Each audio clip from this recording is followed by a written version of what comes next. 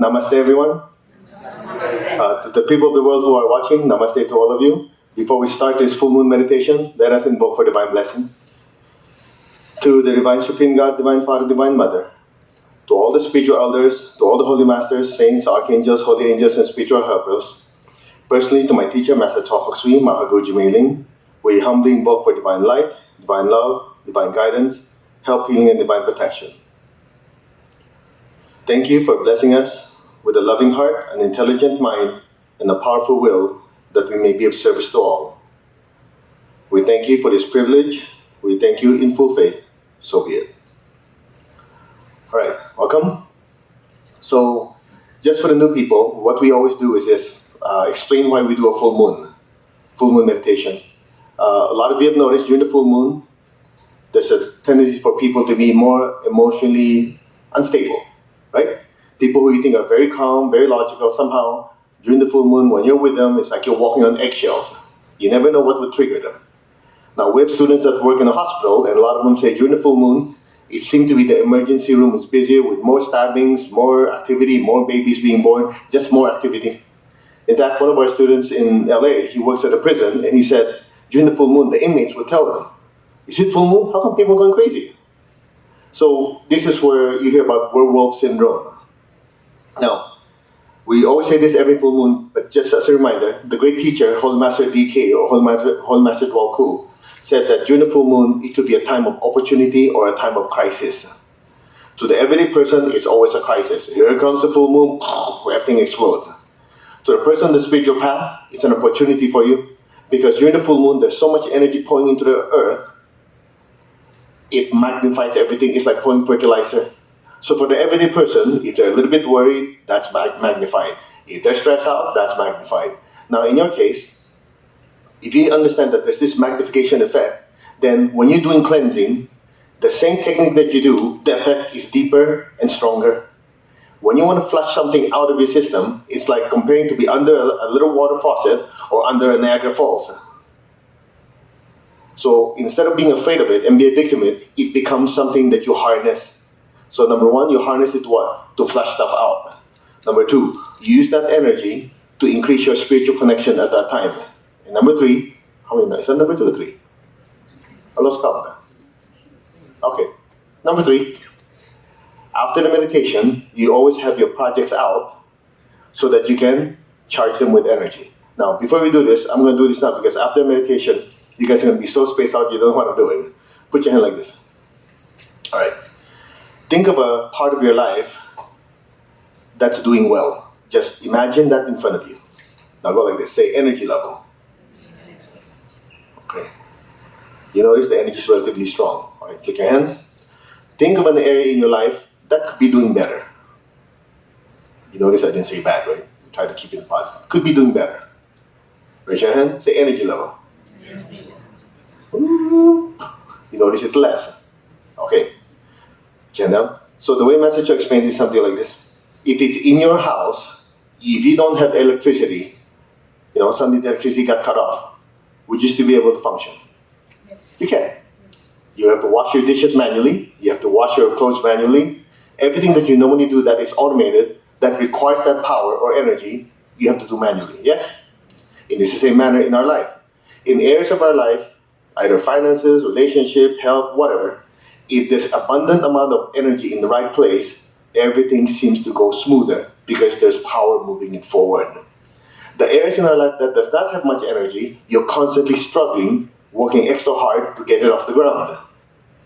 So that said, in the inner worlds, when you do meditation and energy work or, let's say, spiritual practice, when the clairvoyant faculty is open, sometimes you see a part of your life that needs more help.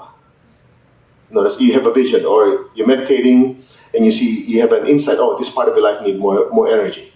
You're dreaming, you dreamt that, you got up and say, hey, I should put more attention on my business, or whatever. A lot of these things are signs in the inner world that is telling you these parts of your life need energy. So instead of sitting there and just pumping energy into it, when you do meditation, during full meditation, there's so much energy coming in, you have so much excess anyway, you strategically pump the energy into those areas of your life. Are we getting the point? So after the meditation, you should think of, okay, I want to help my finances. You visualize it doing well, you pump lots of energy to it. Then your relationships, your health, and so on, so on, so on. But there's a key ingredient to make it all work. Would you like to know what it is? When you do that part of blessing your projects, you always have to include a project that has nothing to do with you. Something that's purely going to help someone else that you don't get any benefit from. You know why? It's based on the law of karma. As you give, so shall you receive. So as you get all your projects blessed, you also think, your brother, your sister, or someone, they're having difficulty with a certain part of your life. You have all this energy, they don't know what you're doing, they don't do what you do, you take the time to bless it. So what happens is, as you bless their projects, give it lots of energy, their life improve. Karmically, you're also entitled. It is in giving that you receive. Clear? I remember a message that said, if you want to see a miserable person, it's very easy. Pick someone who's only interested in themselves. It is in giving that the person expands. What did that teacher say? The soul develops through giving, not accumulating. So when you do meditation, as you give and share, your soul gets brighter and brighter because it becomes a channel. Okay, now let's talk about something that affects all of our lives. So some of you notice, when you start doing meditation and spiritual practice, attending classes, healing, and so on and so on, you start noticing little parts of your life seem to get stirred up. Yes? Okay. Here are a few areas. A lot of people on the spiritual path, the first thing that gets hit is their finances. Okay? Number 2, what gets hit is their relationships. Number 3, career. Not directly with finances, but just how the career is. And number 4, some people, they go, oh, how come when I'm meditating initially, it was very peaceful and loving. How come I notice things get stirred up? I don't have the urge to do my meditation anymore, so I slack off. How am I doing? You know how I know? I've experienced it. Lucky for us, the teacher did not leave us, high and dry. What do you call that saying? He actually gave us the cause and the solution. So let's tackle it one at a time. This thing we're talking about is called karmic acceleration.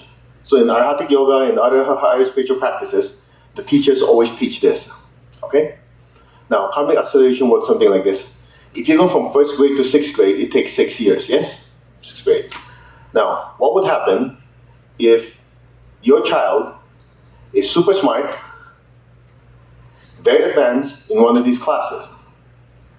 Would the teacher leave that child in that classroom? What would they do?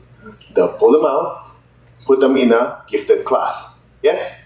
Because if you don't pull them out into gifted class, you leave them there, and the teacher teach according to this gifted kid, what happens? Everybody get left behind. If they teach according to what the others can handle, this kid gets bored and go crazy. Pull them out, put them in a special class. In that special class, instead of 6 years to learn all the lessons, everything's what?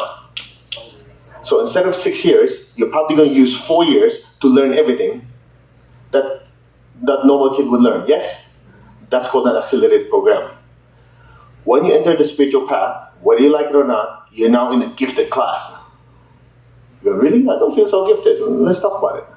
I don't know about you. When I went to school, nobody ever told me, like, if somebody hurt me, I should say, oh, I forgive you, God bless you, may you be happy and learn forever. I never learned that, did you?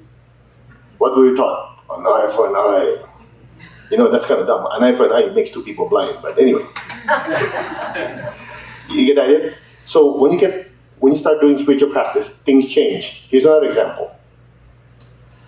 You go out of the grocery, you push your cart, and you notice, hey, I didn't pay for this. You look at the receipt, they didn't bring this up. What do? You go back, you say, oh, I forgot this. And what do people think of you? Are you crazy? We almost walked out with a free computer. We put it in Costco, we put it there, I was talking to someone, they rang there, I pushed it out, I go, wow, this is really cheap today. You forgot the big item because we put it below. So I thought about it, my lower self. Ooh, nobody knows. Then I thought about it, the teacher knows. So when we told the lady, She looked at us like we're crazy. Oh, you almost got a free computer. He didn't say, of course, she can't say that she's going to get fired. You get that point? A lot of you have these things that happen to you. So as you look at your life, little things that happen gives you a clue that you're not part of, let's just say, the common public anymore. You're on the spiritual path. Are you getting so far? That's it. Do you notice when a kid knows more, you expect more of them? True or not true? Okay. So here's what happens. Instead of taking 6 years, all the lessons are now being put in 4 years for that gifted kid. The exams come faster. The homework comes in bigger amounts. Yeah? Here's what happens. What you call the lessons are what they call karmic debts or karmic debts. Let me put it another way. If I pour fertilizer in the ground, what grows? Just the flowers and the fruits? Huh? Everything. So here's what happens. When you step on the spiritual path, everything speeded up. So whatever we planted in the past, good or bad, suddenly poured tons of fertilizer. So the good seeds, the good karma we planted before, also accelerate in coming forward. Now some of you go, really? I haven't seen it yet. Let's break it down so you get to appreciate it. Number one, do you notice that now you have certain times in your life when you actually get to experience inner peace when you didn't have before? That's a manifestation of good karma. Let me give you the opposite. How many of you heard of King Saul in the Old Testament? King Saul was the one before David. He was so jealous of David, at some point he was tormented with spirits. When I was talking to the message about it, to the everyday person it sounds like, he's tormented because he's a bad guy.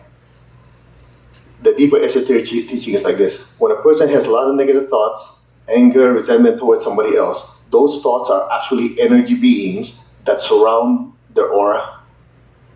So because of these negative entities in the aura, which are their own thoughts, they are tormented. They cannot have inner peace. In other words, the karma of the intense jealousy and negativity he projected at David manifested as confusion and chaos in his mind. So the fact that you can have experience of inner peace and stillness, it's a manifestation of you having some level of good karma that you planted in the past that manifest. Are we communicating? Number two, you will notice that at some point you're starting to understand deeper spiritual teachings. So, well, what's the big deal? It's in books. There are a lot of people who read books, not all of them understand. So the story I usually use is something like this. In the case of Charles Ledbetter, the fantastic clairvoyant in the Theosophical Society, he was telling a story of this kid.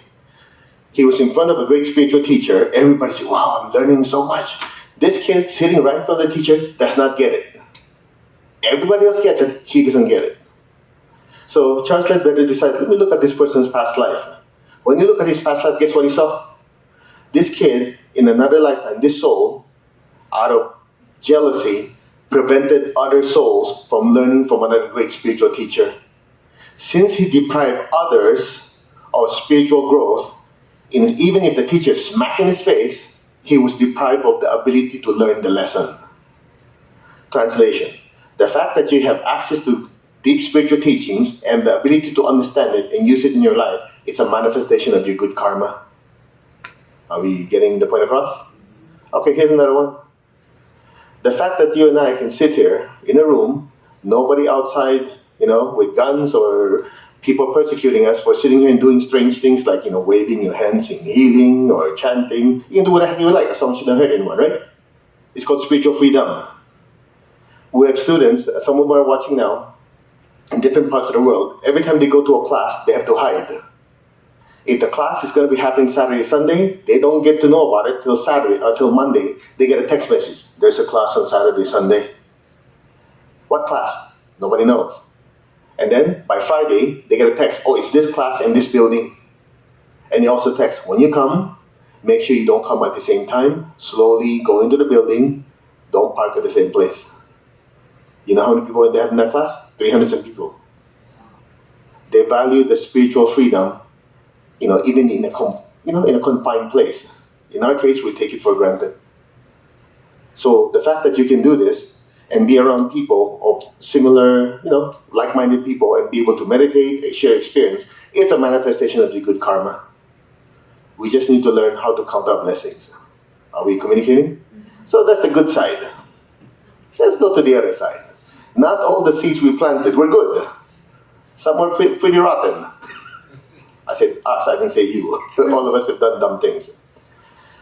So these old karmic debts are also becoming balloon payments. It's speeded up, the timetable. Okay. So you have two choices. There's two ways to get rid of them. One way is through suffering. Wear a loincloth, go out and beg. Or in the Roman Catholic tradition, or some people in the Philippines, every year they get themselves crucified. Have you heard it before? Yeah, they get crucified. You see, in the story, the Lord Jesus' body did not die from crucifixion. He died from being, supposedly, the spear that pierced him. You don't die from having here. In fact, what they do, anyway, that's too gross. They hang the guy, and then they come down, and then, he says hi, and you can see his face when he goes like this. There's a hole. Okay? Anyway, so you ask them, what are you doing this? They say, we want to make up for the sins that we committed. Translation, paying off negative karma by suffering. There's a better way. Interested? Not interested? Yes. Okay. How many of you notice, as soon as you start doing meditation and spiritual practice, it's getting more and more difficult to see somebody suffer without doing anything. Before it's like, whatever, as long as it's not me. Now you go, I don't know, I should do something about it. The rest of your family says, just leave them be, they're just like that. Then, what the lesson comes to mind is something like this. We were in Santa Monica. You know where Santa Monica, California? Baywatch. Now you know. Okay. Anyway, there's a street there called 3rd Street Promenade. Okay? In that area, I think it's still the same. Being homeless and being right on the streets where the stores are is legal. So by 5 or 6 o'clock in the evening, Master China and the rest of us will be walking. You start saying, who are these people? And somebody said, Master, those are the homeless people. They're allowed to be here. Of course, the businesses don't like it, but they can't do anything about it, right? He goes, why are they here? Oh, they don't have anywhere to go. You know what he does? He goes to the ATM machine, gets some money, and gives us, go walk around, hand it out. And then I see him, he's pretty pissed off. He's like, you know what? I can't believe this. I can't believe this American banks. They won't let you withdraw more than $300. Because after $300, he noticed there's more people than he give money. He gets pissed off because he can withdraw more. So guess what he does next? We're sitting in a store, and he disappears with one of the other students. Next thing you know, they're walking around with 300 hamburgers, handing out to all the people. He came back to the store, he goes, how could we sincerely pray the Lord's Prayer, saying, Our Father, when the spiritual brothers and sisters is suffering and we don't lift a single finger? That's where the pranic healing feeding program came up. That's where it started. Since then, it's spread all over the world. So the point is this. There's two ways to pay off that spiritual debt. One is to pay it off through suffering. The other way, which is better, is through service. Through what? Service. See, the nice thing about service is this. When you do service, they benefit, you benefit, your debt is paid. It's like generating spiritual profit to pay off spiritual debt. However, there's something that's not too nice. You want to hear it? Yes. Okay. Sometimes you see there's an opportunity to help someone, and somehow you rationalize that it's not needed, or you don't want to, and you don't, and something not too nice happens to your life. Anybody been there? I've been there. Some of you are in this room, you got interested in healing and meditation because of a certain crisis that happened in your life. What happens is this. The higher soul is constantly watching the incarnated soul. So it's just like it's investment. So as the lower soul, I just use that word for some people who, as you go around in life to learn lessons, the higher soul is constantly protecting you by sending signals down to prevent you from suffering. At least not too much. Do we always listen? Okay. So basically, some psychic, some karmic debt is coming up. signal comes down. Oh, go do healing on those people there. You go, and part of you go, well, I don't know, I'd rather sit and watch TV. So in other words, the signal was not, you didn't have to respond to it. Well, guess what? Since you didn't, see, if you were to do that healing or give money to the charity or whatever, that would have generated the spiritual profit that would have neutralized the bad thing that is about to happen. Since you didn't do anything, what happened? The debt was due. So the so-called tragedy happened. So after the tragedy happened, you go, yeah, I learned my lesson. So the next time that happens, you will not make that mistake anymore. Anyone been there? I'll give you an example. Before I came into pranic healing, I was already worshiping the Trinity. But not the Trinity that you learn. Not God the Father, Son, Holy Spirit, or Shiva, Vishnu, and Brahma. The Trinity was me, myself, and I am. That's also a Trinity, isn't it? In other words, I didn't care about anybody else but myself. How many Ferraris can I get? How many, a young kid. Then my wife broke her hip. I had to put all these selfish plans aside because I had to fix her hip. So I learned this technique. And she started improving. Then before you know it, my mom has indigestion. Okay. After a while I go, hey, this is actually nice. You start getting a certain satisfaction when my mom said, oh, no more indigestion, feels good. You go, really? You go, wow, that worked. You have experience? Or you come to a free healing clinic. Somebody comes in with severe back pain. You go to the technique, follow the protocol, and then they go, wow, I've had this for 5 years. It's not there anymore. You start doubting. Are you sure? Are you sure? It really happened? And you come up with a certain satisfaction. That satisfaction is part of the good karma that's generated through service. You get my point? By the way, this is just a preview. I haven't addressed the rest yet. So in essence, this so-called karmic acceleration can be fixed with two things. How many? Two. Number one, learning the lesson. Number two, doing massive amounts of service to generate spiritual profit to pay off the spiritual debt. So what we always tell people, if you have children with problems, you have family issues, work issues, in addition to trying to work it out logically, you have to generate good karma. I'll give you an example. Are you still okay with this or too much information? Okay, my brother-in-law one time had a stroke. Basically, he's flying from Canada to Philippines through Hong Kong. Massive headache. They didn't know what it was. When they got to Hong Kong, they went to a hospital. The first diagnosis was ear infection. Luckily, they got a second opinion. They found that the two of the arteries in the head burst. A big difference from ear infection, don't you think? Yes. So anyway, I was in the United States. Make a long story short, we got this phone call and requested if I would fly over to do healing to Hong Kong from US. I said, okay, under one condition. He said, really? You have a condition? Yeah, one condition. I want the family to give a substantial amount of money to organizations that help people with head injuries.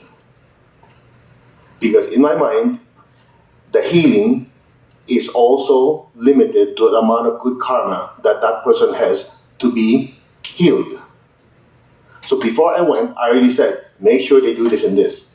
Well, they did it. Then somebody in the class when I tell the story says, why didn't you do distant healing? There's two reasons.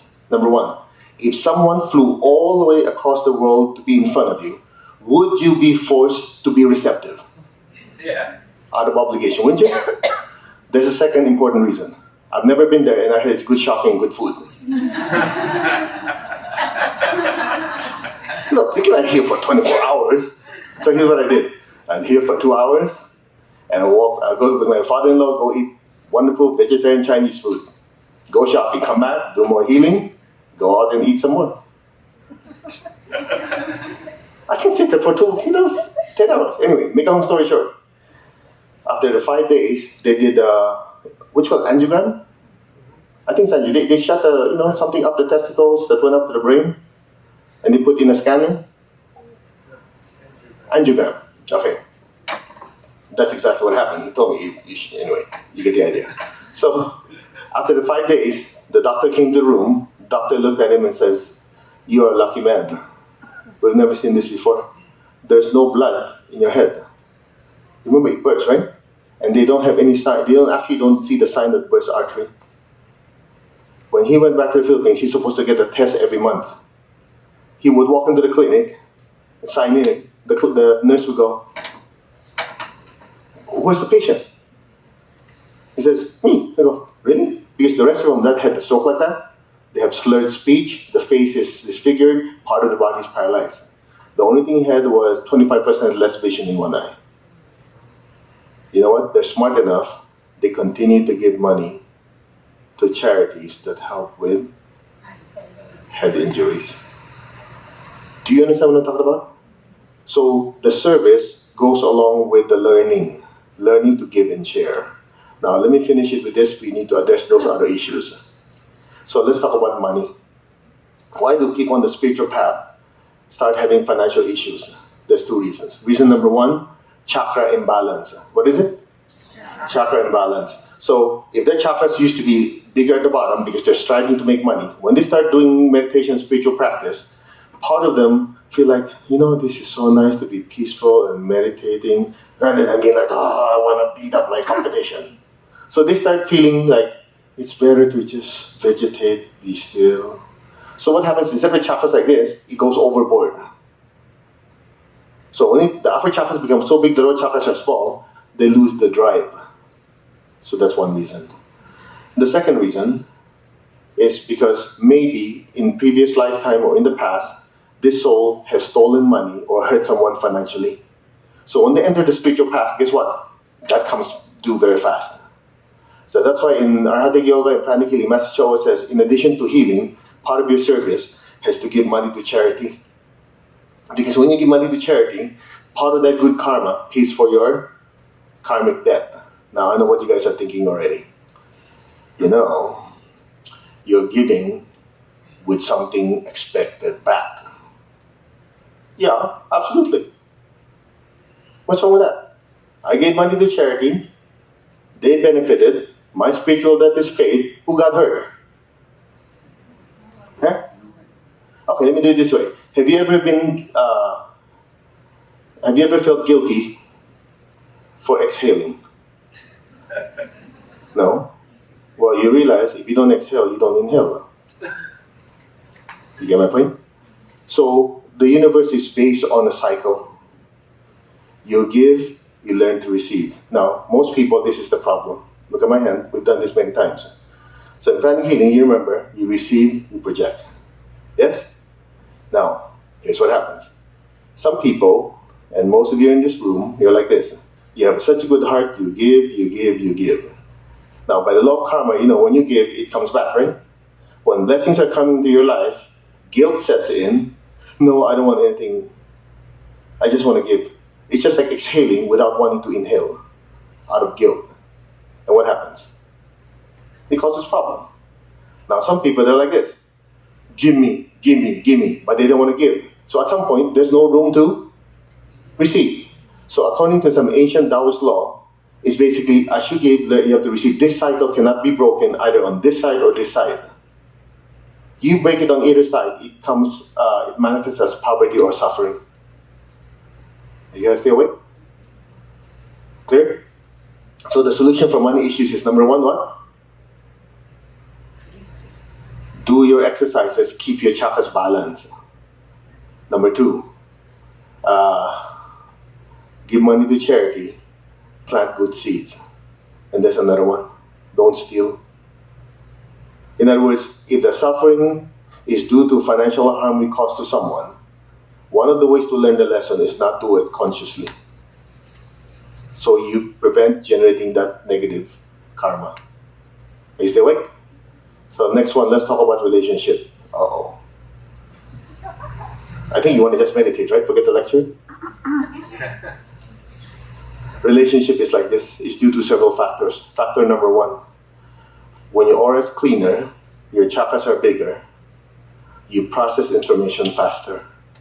So sometimes, the more you meditate, the less patient you are with your family members. You're going, hello, why don't you get it? It's obvious. But you see, the way you look at the world is directly dependent on the clarity of your aura. Your aura is like a cocoon that you look out of. So if the aura is dirty, what you see is tainted. You cannot see clearly. When you do meditation, when it gets clean, you see things clearly. But your relatives are not like you. So guess what happened? There's a mismatch. So there's emotional turmoil. That's where meditation twin heart comes in. When you do meditation twin hearts, when the heart is more activated, you develop patience. You go, these people are not doing what I do. They have not studied what I studied. So it's not fair for me to judge them based on my growth. True or not true? Can you expect a college professor, a college student, and a kindergarten kid to act the same way? Well, guess what? If you studied more, you meditated more, you're like a college student, they're kindergarten. How could you expect them to act like you? So the heart has to be activated. That's where patience comes in. The next thing is called magnification. What is it? Magnification. So when you do meditation, if there are seeds of anger, seeds of jealousy, seeds of this in your chakras, when you start meditating, and your meditating is not thorough, as the energy comes in, they sprout. So when they sprout, when you're with people, there's a tendency for your own insecurities in the past to come into the surface. Know what I've been there? We always blame it on the other person, don't we?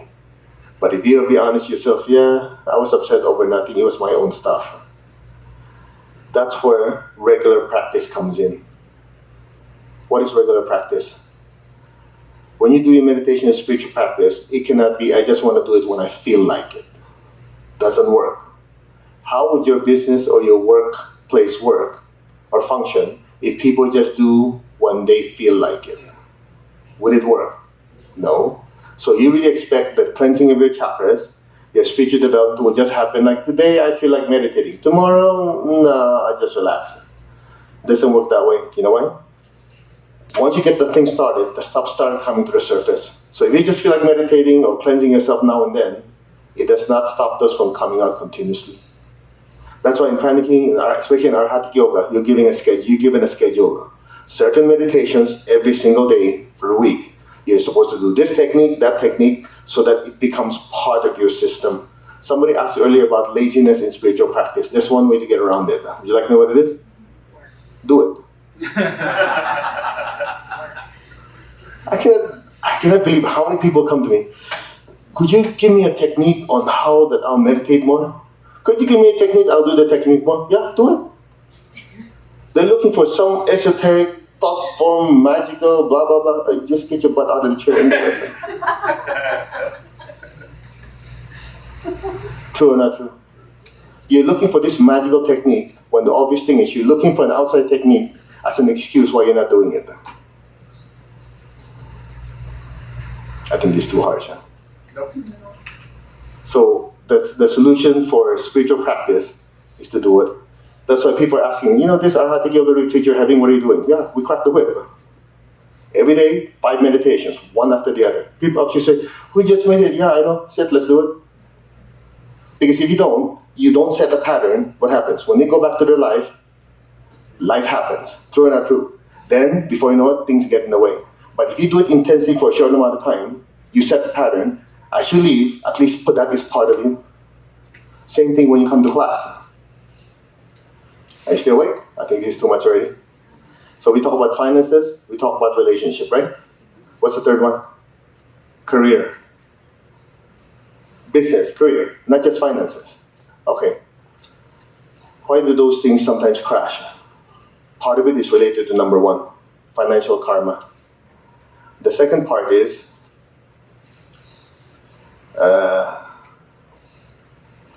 we stir people up. Not too clear. So many years ago, Messenger was coming to the United States to LAX.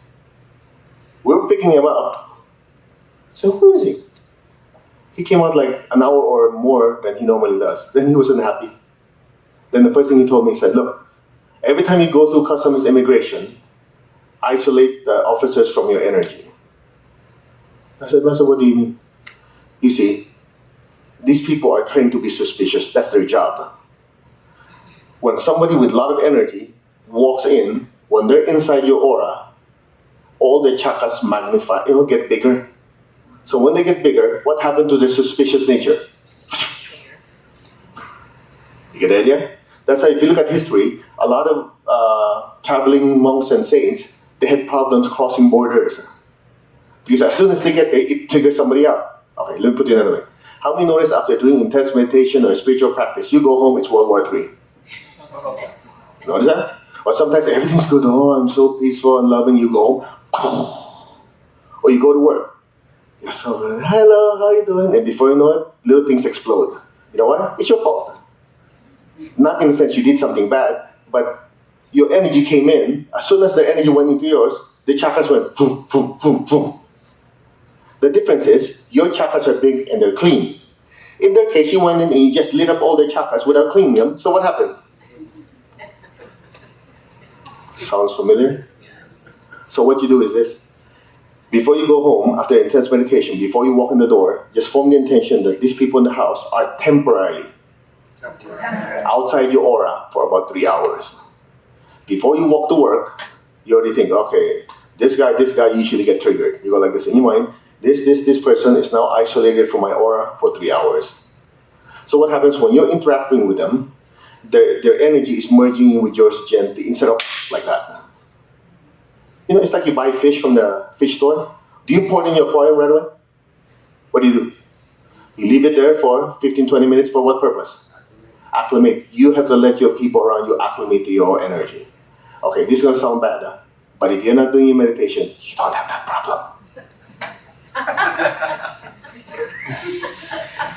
Ouch. But it's true. You can't claim that's an excuse because you're not doing your meditation.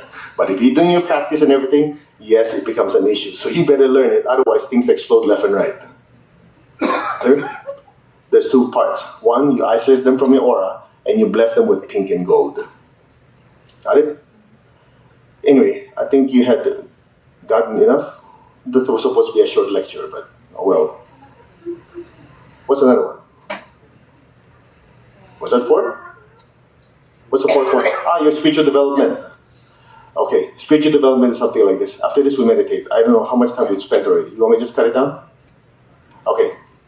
This part you will love. So one time, Master Chuck came to class. He goes, you know, some of you are not meditating, and it's not your fault. Oh, when I heard it, I go. Then he explained. Okay, I know some of you are not taking panic psychotherapy, but I just explained it like this. Okay, put your hand like this. Ready? Okay, look at one hand. Say anger 5 times. Okay, go the other hand. Say happiness 5 times. Okay, compare. Is there a feeling? Okay, go like this. Okay, I'll make this quick. Every time you think or feel something, you create an energy form, a thought form. So these thought forms are in your chakras and outside your aura. Every time you say, oh yeah, I'm going to be successful, it creates a thought form. Every time you say, oh, I don't feel like it, I'd just rather lay down and do nothing. That thought form sits in your aura. As you do this over and over again, it sits in your energy field. Are you getting so far? Now at some point, if you've been there long enough, these thought forms or energy beings start having a certain level of intelligence. Are you comfortable or this is too weird for you? So at some point, that thought form you've been feeding for the last 5 years of, oh yeah, I don't feel like doing anything, becomes so strong, when it's time for you to meditate, it says, no you don't. You feel like just relaxing. You think it's you, but it's not the real I. What's happening is this thought that you fed for so long says, wow, if he meditates, I'm homeless. See, once that divine energy comes down and you focus on it, this laziness energy gets what? Pushed out. So, guess what happens? When you're about to meditate, you have these little urges. Yeah, no, I don't feel like it. And your mind is so sharp. Yeah, you're right. You didn't get much sleep last night, so therefore it's not a good idea. Your brain, your mind, and these elementals or these thought forms in your chakras start to work together. You end up, what? Giving excuses of why you don't do things. I know about you, but I'm a master for that. No, I'm serious. Master would say, how much last time you meditate? He would actually ask me when. Would you like to know the solution to it? It's very simple. The harder it is for you to do it, the stronger you force yourself to do it. It's a battle. You have these thought forms in your chakras that says, don't meditate, don't do this, don't do that. And part of you, as the divine energy comes down from your higher soul, says, do it. So it's a constant internal battle. The only way to win it is for the divine energy to come down, to use your ajna, your will, to push yourself to do it. Okay, one last thing, then we move on. Your ajna chakra is actually the command center used by the higher soul to control the lower or the incarnated soul. So when this chakra is weak, it loses control over the other chakras. It means the higher self does not the administrative department cannot control the rest. When this chakra is big, that means the higher soul has a direct link to command all the other chakras. That's why in Sanskrit, ajna or agnya means to command. But it never asks by who? By the higher soul. So you can check. When you're being lazy, you scan your ajna. Oh yeah. So what do? You force yourself to do it. I'll give you an example. Sometimes we tell ourselves, tomorrow morning we're going to get up at 5 o'clock and meditate. Tonight we do useless things. Surf the web. Oh, this is interesting. Oh, this is interesting. Before you know it, it's 3 o'clock in the afternoon, in the morning, right? And you go, I have to get up and meditate at 5. So what do? We'll do it tomorrow. And then what happens? Same thing. We do useless things. You know how to break it? It's very simple. It's happened to me a few times. And I've given myself plenty of excuses. You know how I fixed it? I go like this. I go, it's already 3 o'clock. I have to get up in 2 hours to meditate. You know what I do? I set the alarm at 5. I get up, chug down coffee, take a shower. I know what you're saying, but that's not healthy. I don't care. I do it anyway. You know why? Because I want to show the body who's boss.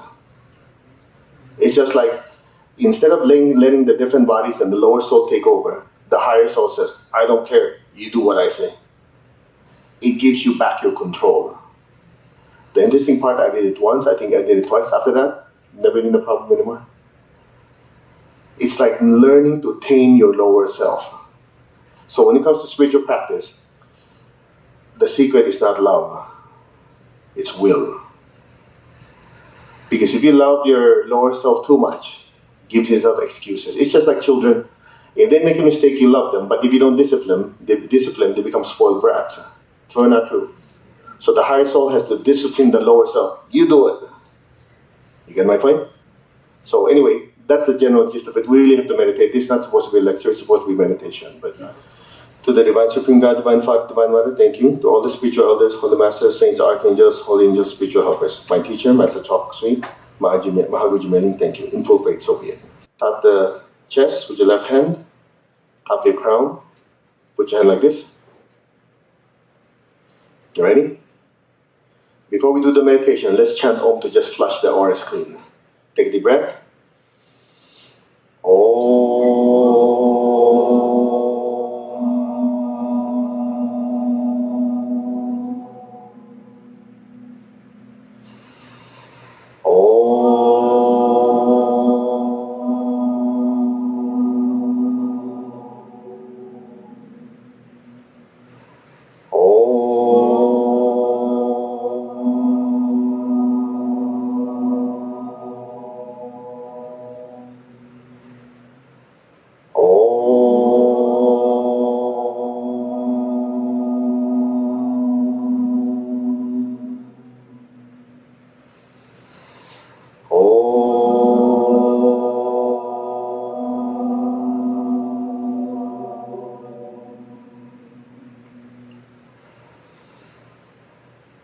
Now visualize the earth in front of you. Be aware of your heart. Be aware of your hands. Feel the love you have in your heart. Let the loving energy from your heart flow down through your hands, filling the entire earth. Repeat after me verbally. Lord, make me an instrument of your peace. Wherever there's hatred in the world, let me sow love. Where there's injury, let me sow pardon and forgiveness. To whoever I have hurt, in however way I've hurt you, I've learned from my mistakes. I humbly ask for your forgiveness. And I forgive myself. To all who have hurt me, We are all children of God. We are all growing and evolving. Evolution involves time, process, and lots of mistakes. I've learned from my mistakes. So can you. You are completely forgiven. Go in peace. May you be blessed with inner peace and inner healing. May you also learn from your mistakes. Namaste. Now take a deep breath. Put your head like this in your hand. Say on and just say cut. Okay, what this does when you cut, you're cutting all the people you're angry with, the people you cannot forgive. It allows you to not be so attached. Okay, keep your hand like this again. Let's continue. Where there's doubt, let me sow faith. Where there's despair, let me sow hope. To all who are suffering, may all of you be blessed with hope and faith and a better life. So be it. Where there is darkness, light, sadness, joy. May every person, every being be blessed with peace, with love, with a spirit of forgiveness, with hope and faith, with light and joy. So be it, so be it, and so it is.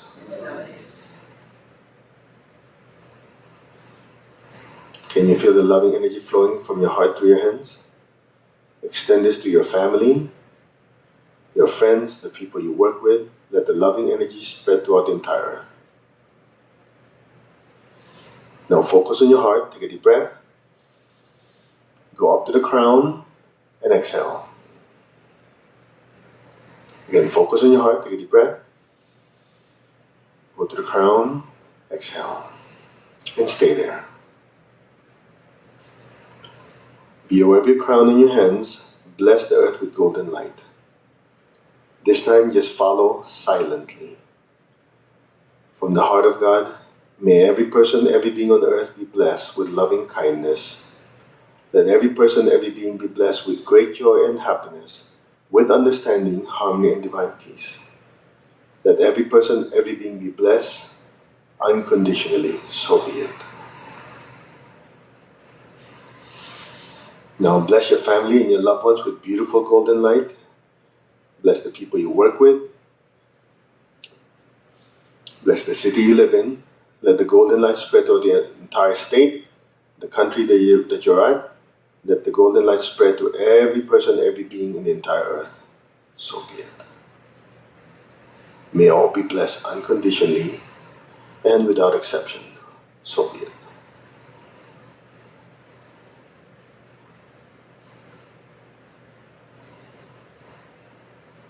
Now, be aware of your heart and your crown together. Imagine both of them are glowing with golden light. Let the golden light from the heart and the crown flow down through your hands, filling Mother Earth. May every person, every being be blessed. So be it. Keep blessing Mother Earth. From the center of the heart of God, through my soul, through my entire being. Let every person, every being on the earth be blessed with loving kindness, with great joy and happiness. Let all beings in the higher worlds, the middle worlds, even the lower worlds, let all beings in every direction, in every dimension, be blessed by the Universal Supreme God with loving kindness, with inner peace and inner healing. Let all beings be blessed with abundance. Let all be blessed with understanding. Let all beings be blessed with harmony, goodwill, and especially the willingness to do good. So be it. Blessings be to all. So be it.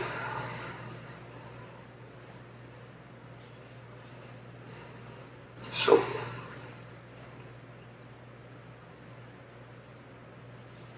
Now gently lower your hands on your lap, palms up. Keep your eyes closed.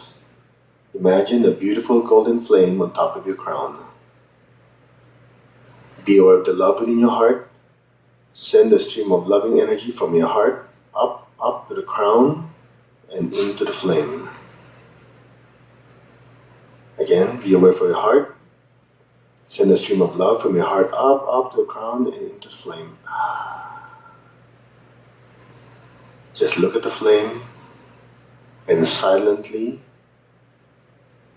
meditate on the space in between each mantra Om.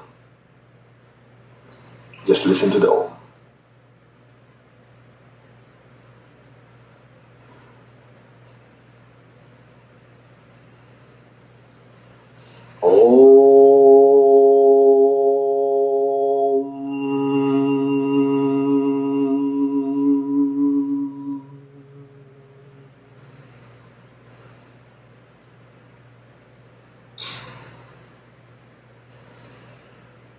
Allow yourself to gently go deeper and deeper into that space in between each Om.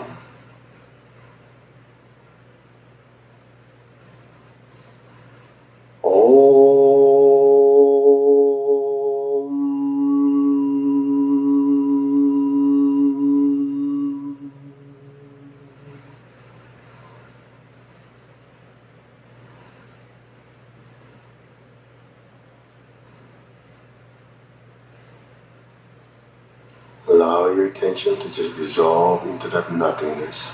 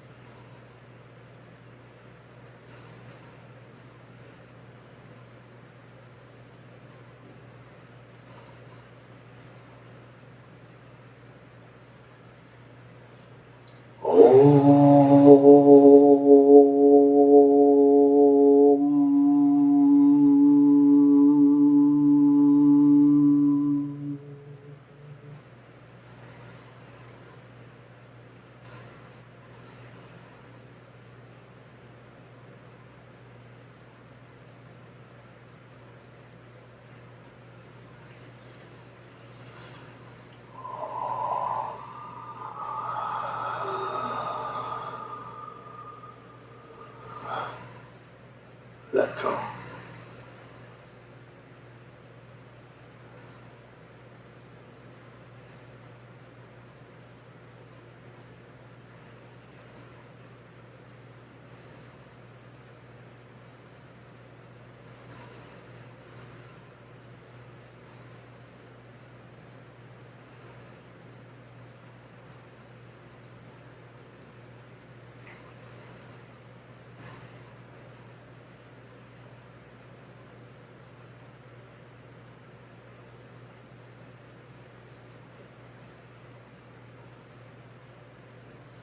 May you, the soul, be immersed in brilliant divine light. Every particle of your being is now swimming in an ocean of golden light. Just let go now.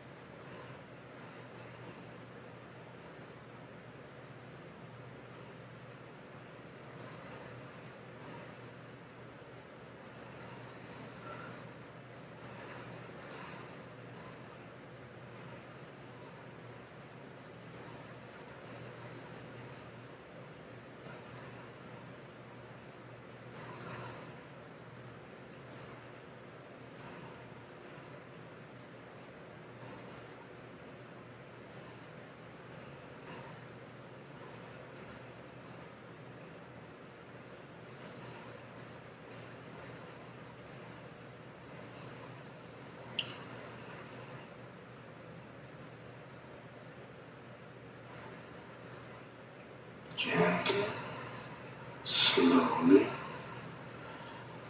very gently and slowly, come back to your body. Gently move your fingers, move your toes. Gently and very slowly come back to your body now. Come on, wiggle your fingers, wiggle your toes. It'll help you come back faster. Gently raise your hands in blessing position again. First, release the excess energy with all this light energy to bless our loved ones and our families. So visualize your family in front of you. Fill them all with beautiful golden light. Same thing with your relatives and friends. May all of them be blessed with good health, happiness, prosperity, and spirituality. So be it. Let all be blessed. Bless your job, your career with success, with progress and advancement. So be it. Okay? Now, aim your hands down, if you like. Focus on your hands, your feet, and the base of your spine. Just imagine golden light going down into Mother Earth. Verbally repeat after me. Let our beloved Mother Earth be blessed with divine light, divine love, and divine power. Let our beloved Mother Earth be healed, regenerated, and revitalized. Blessings be to Mother Earth. So be it, and so it is. Okay, open your eyes. How do you feel? You know that was souped up a little bit, right? Okay, now can you think of your projects, or the ones who've taken Kriya Shakti, if you've written down, or some of you who have certain things in your life that you want blessed. If you're new, just visualize it in front of you. If you have it written out, pull it out. The ones who are watching, just pull it out. We'll all charge it with lots of energy. It could be anything for your health, for your children's health, your family, doesn't matter. Okay, ready? Alright, when you're ready, just raise your hands. Okay, visualize what you have, or you already have it written in front of you. Repeat after me. We are one. We're one with God. We're one with all. So be it. So be it. So it is. Okay, the purpose of this part, to affirm oneness, so we can have a cumulative effect of all the spiritual energy coming down. So instead of just you, everybody's energy is connected, so the energy is a bigger pipeline. So go ahead and visualize what you like, your projects, or if you have it written in front of you, charge it with massive amounts of golden light. Visualize them manifesting properly, according to the divine will, and just charge them up with lots of light. Take your time.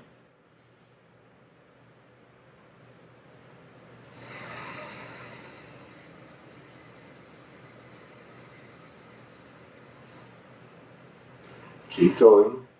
Make sure some of your projects that you're blessing is not just yours, but somebody else's that need help.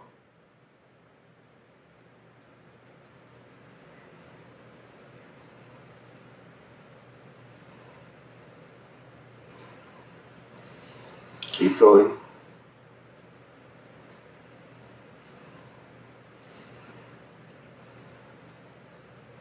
Visualize it manifesting. Fill it with golden light.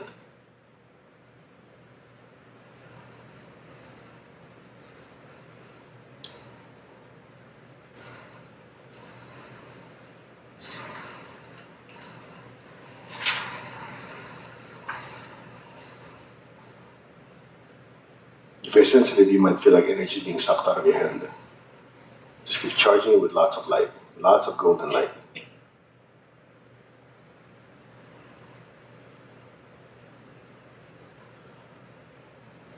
Say, so be it. So be it. So it is. Om. Amen. Amin. Tatastu. So it is. Okay? How's that feel? How many of you actually feel at some point you got full, just like healing someone? So that's what you do with your projects. If you notice things are not doing well, gather yourselves together, do meditation, and just, not blast, but bless it. Okay, let's give thanks to the Divine Supreme God, Divine Father, Divine Mother. We thank you. To all the spiritual elders, Holy Masters, Saints, Archangels, Holy Angels, spiritual helpers, thank you for the blessings. Personally, to my teacher, Master Chokhok Sui Mahaguji Meiling, Thank you for the blessings. In full faith, so be it. All right.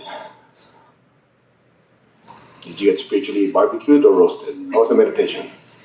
So anyway, just a last minute announcement for the people watching. The next 3 full moons are the super powerful full moons. Next month is Aries, then Taurus, then Gemini. So these are the 3 most powerful full moons of the year. So what you do is make sure you attend it. We'll have it online. The one in April is the Wesak full moon, and that's going to be the super powerful one. We'll be in Southern California. We're going to have a big room, and you are all welcome. What we're doing with that one is immediately after Wesak meditation, we're going to have what's called spiritual rejuvenation. We haven't done it in about 4 years. What it is anybody who's taking panic healing is eligible. You come in, it's 3 days. We do meditation, we do a lot of self-cleansing. You help each other, we'll practice the techniques you've learned, we'll review what you've learned, we'll fine-tune it, and we'll have a good time. You'll come away, it's not an Arhatic Yoga retreat. Basically, we use all the techniques we learn in panic healing, practice it over and over again. Okay? It's in Southern California next, what month are we in anyway? Is this the February? Oh yeah, it's April. Okay? And the ones who are watching, please leave us your comments, and I think that's it. Atma Niso, Atma, Namaste. Thank you for coming. Bye.